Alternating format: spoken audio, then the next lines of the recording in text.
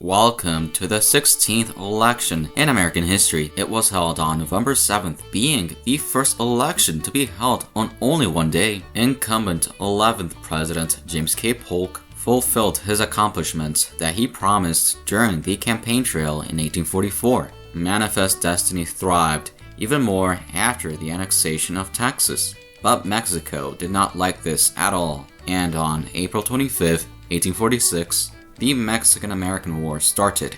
This came as a shock to most Americans, but many were ecstatic. Democrats, especially Southerners, supported the war, while almost all Whigs opposed it, one of them being Whig Illinois Congressman Abraham Lincoln. Meanwhile, explorer John C. Fremont had a scheme to help expand Manifest Destiny, and in the summer of 1846, the Bear Flag Revolt occurred in California. Soon after, in the midst of war, the United States would annex the territory.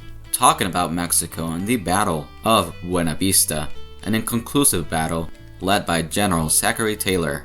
Tragedy struck Henry Clay, who opposed the war from the start, when Henry Clay Jr. sadly was killed in action while leading a charge.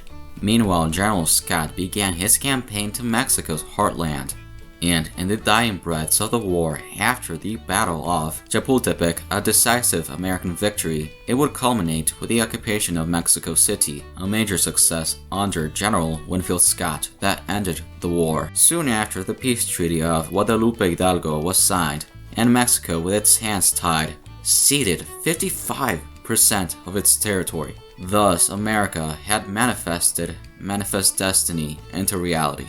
A new frontier came as a major opportunity to many Americans, as seen by the California Gold Rush happening in 1848 as well. And due to all of these reasons, Polk was extremely popular. While the war was occurring, a lot of things happened, like the Oregon Treaty with Britain. This split the Oregon Territory at the 49th parallel, another win for Polk.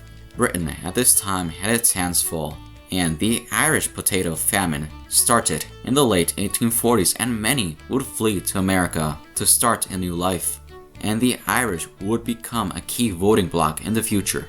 Another policy of Polk was the Walker Tariff that reduced tariffs. He also revived the independent treasury, another campaign goal completed. With all of this, Polk became one of the few, if not the only president, to fulfill all his campaign promises. There was also the Wilmot Proviso legislation by Representative Wilmot from Pennsylvania that wanted to prohibit slavery in the new western lands, but failed to pass, sadly. Fun fact, the Smithsonian Institution was established during Polk's presidency, alongside the Washington Monument began being built.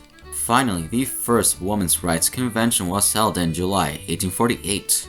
For the election, the Democrats' nominees for president were Lewis Cass, Senator and Governor from Michigan. Another nominee was Levi Woodbury, Senator from New Hampshire and Navy Secretary under Jackson. And lastly, James Buchanan, Secretary of State under Polk. While for the vice president nominees, there was General William Orlando Butler, war hero from Kentucky, John Quitman, former governor of Mississippi. Finally, William King, Alabama Senator and Minister to France. In the end, the Democrats nominated Lewis Cass and William Orlando Butler as his running mate.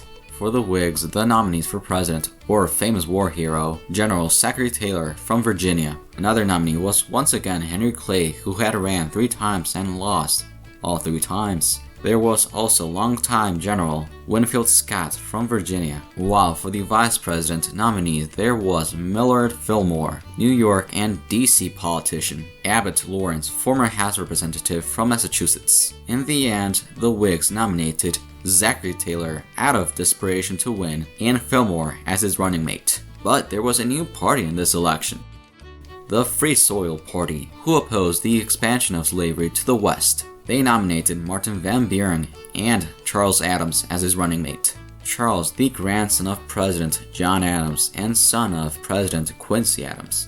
And the winner was Zachary Taylor won, becoming the 12th president in American history. Taylor won with 163 electoral votes against Cass and Martin Van Buren. and Fillmore became the 12th vice president in American history.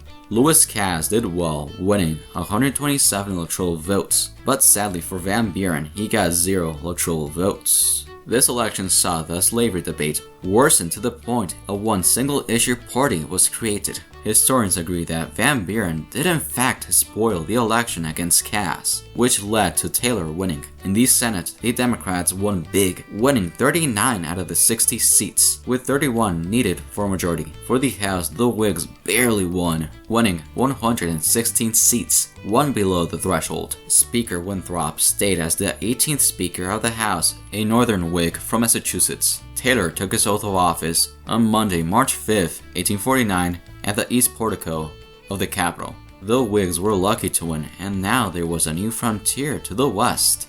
And thus, the 16th election in American history came to an end.